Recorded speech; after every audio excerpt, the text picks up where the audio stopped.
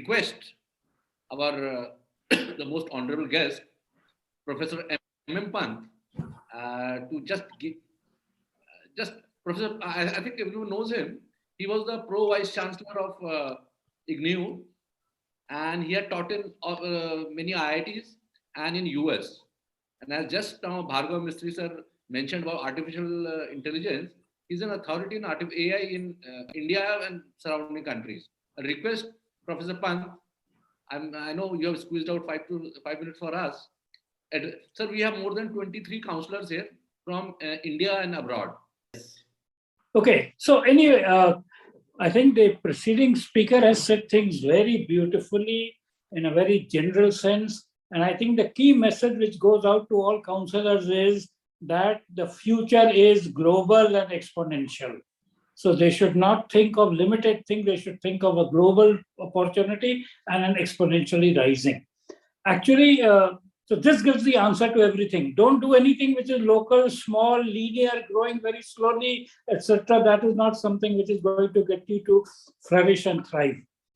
He also said towards something which I put in another word, that we are entering what is called the Anthropocene age. Now, prior to this age, nature was dominant and we were weak. We were always going down to nature. Now we have become so strong that we are overpowering nature. That's why it is called Anthropocene. Today, man-created material mass is more than the natural biomass of the world. Year 2020 was the threshold. So it is very exciting. You have to be very agile. You have to learn things fast. And I will add a little bit to what was said about linear and exponential. See, actually, it is more interesting. We don't know what curve the future has, whether you're talking of an idea or an enterprise or something. Everything begins with linear, but it can grow, it can remain linear all its life. It can grow to become an exponential. It can become like a sine x function going up and down, having cycles, or it can become like a tan function where it can go and explode. This is where the uncertainty is.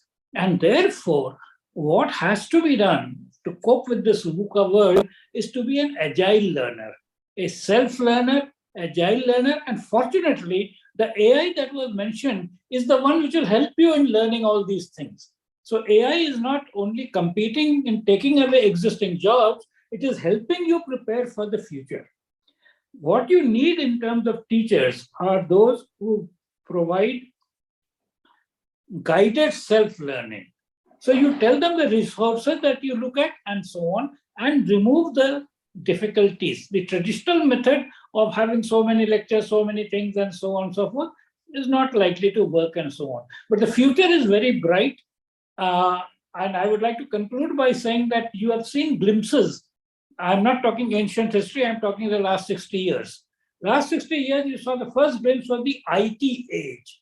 People who went into IT, whether they were from IIT and became CEOs, or they were from ordinary places and became software engineers, or were in the software industry, IT was one thing which happened about 60 years ago. As has been said, and all of you agree, AI is the thing for now.